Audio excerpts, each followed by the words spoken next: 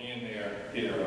I've been asked to do something very difficult, follow his beloved granddaughter, Zebeda, who I know from spending so much time with him, particularly in the last years and months. He had this incredible love for her and sustained him. And I've been asked to read the obituary, which is difficult because for a man who lived 95 years, 2 months, 15 days, and 7 hours, born in the Roaring '20s, survived the Depression, served in a war, as Zebeda said, went to make people free around the world where he couldn't enjoy freedoms at home, served in the segregated army in the Pacific Theater, not alone with his brother, in 1940 through 45. Came to live here in Portland, married a wonderful Valerie, passed away peacefully in his home with his wife at his side, with dignity and love, which we all can only hope for in life. Not many of us will live to be 95. Not many of us will live to travel around the world. Not many of us will live to have the kind of life and career he had. But it was magnificent. He's loved and survived by Valerie. He was born on October 10, 1921 in Harlem, to Fannie Bell Payne from Richmond, to Alfred Hamilton Osborne, who immigrated to America to be a tailor and ended up like him, working for years in the Postal Service in New York City. He served in World War II with the acclaimed 369th Infantry that itself served in World War I and World War II, crossed seas with young men who had barely left counties and were asked to go to other countries, and served and fought without question with valor. They were known as the Harlem Hellfighters, also known by the folks in France. They had served in France with the French because the military was segregated, so couldn't even serve with their own brothers because of their skin color. But the folks in France called them the men of bronze, and he was a man of bronze who liberated them. Came back from the war and worked in the Postal Service for decades.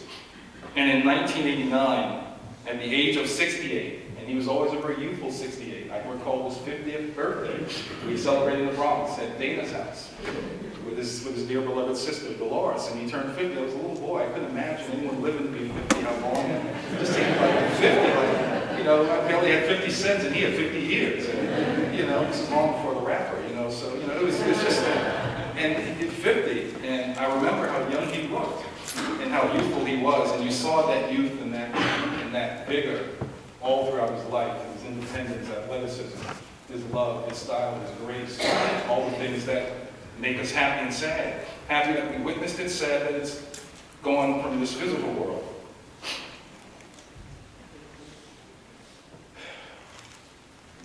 On September 10th, 1994, he married Valerie Hackney in Kalamazoo.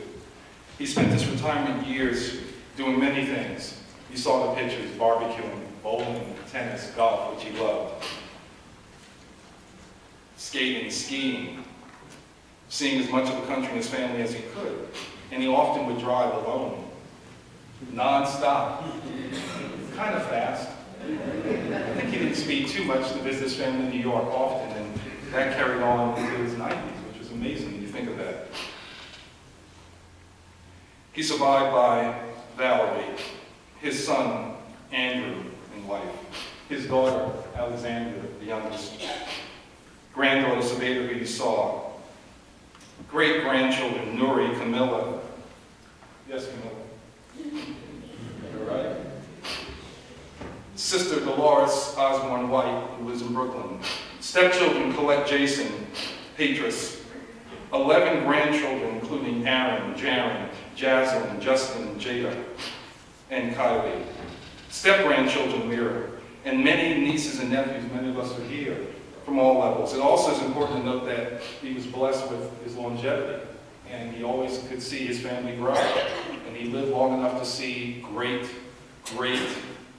that's 3 greats, nieces and nephews, and that is a true blessing. They say, you know, in America we get caught up in all materialism, but in other countries, particularly in the Middle East, they say wealth is family. So he was a wealthy man. He was a very wealthy man. Wealth indeed. He was preceded in death by his parents, Fannie Bell, Alfred Hamilton Osborne Sr., wife Norma, wife Dolores, stepdaughter Claudine, his brother, his younger brother, who served in the military with him, Reginald, his sister, my mother, Wilhelmina.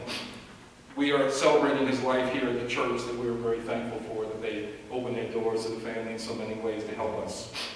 As fitting, and through his military service, he will be laid to rest at Fort Custer, which is not far from here in Battle Creek. He'll have full military honors. I'm reminded that there were 16 million men and women who served in World War II from America. There were nearly 500,000 who died, another million with injuries that they carried for many years, including his brother. Today, there are only 700,000 alive. Every week we lose approximately 350. So a few weeks ago, we lost one. And he was technically, literally, one in a million. From the greatest generation that gave us so much, built our country, built freedom, and he witnessed so much. I actually went back and counted. He witnessed 15 presidents, from Harlem to Obama. Didn't get a chance to see Trump, but I think he's okay with that. And no, seriously, he was, and thanks to Veda, I supported him because you asked, and he made sure he was voted by mail. He was very civic in his duty. And Veda asked him, who you voting for? So he said, I'm not, this is a church, I'm not going to be political, but 15 presidents he witnessed, and just had a wonderful life. I would end by saying to Aunt Valerie and Andrew and Alex that I was proud to do this, and I didn't think I could, because again, 95 years, 2 months, 15 days, 7 hours, you can't sum it up in words. But that's okay. That's okay. And I'm happy that I had a chance to spend time with him toward the end and witness what I saw in life. Dignity, grace, beauty, and just incredible, incredible love of his family at every turn. Just incredible.